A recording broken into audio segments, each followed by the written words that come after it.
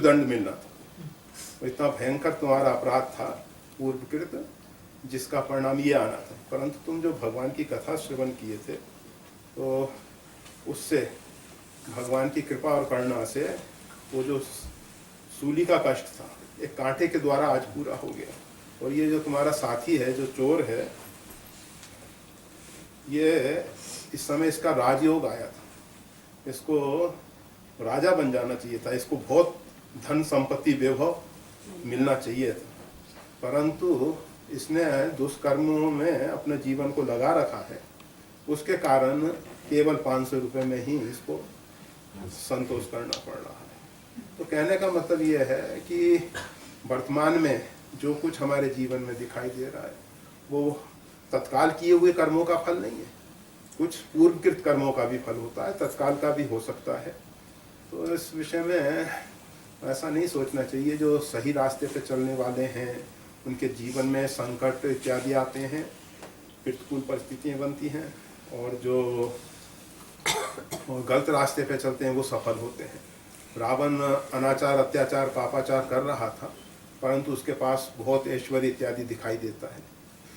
और तो उसका अर्थ ये नहीं है कि रावण का वो तत्काल किए हुए कर्मों का फल था। रावण ने जो पूर्व में बहुत उग्र कठोर तप इत्यादि किया था, उस पहले प्रताप भानु के रूप में बहुत यज्ञ अनुष्ठान किए थे, उन सब का फल भोग रहा था ऐश्वर्य के रूप में। और वर्तमान में जो कर्म किया तो उसका फल भी उसको मिला। उसके कुल में रहा न कुल को रोवन हारा, और कोई रोने वाला भी उसके कुल में नहीं रहा। पूरा वंश उसके देखते देखते नष्ट हो गया, सारा परिवार बर्बाद हो गया, पूरी लंका जल के खाक हो गई।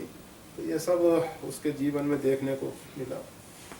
तो आप कहें कि रावण अत्याचार करता था, फिर भी वो ऐश्वर्य भोगता है, वो ऐश्वर्य पूर्वकृत कर्मों का फल था, और वर्तमान किए हुए कर्मों का फल ने उसको बर्बाद किया।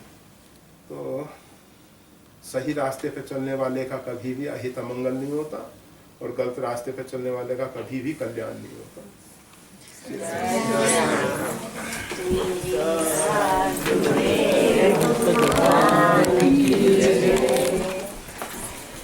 करके निश्चय जल लिया। 2 साल देने वाले हैं इससे पहले 2 साल 8 10 साल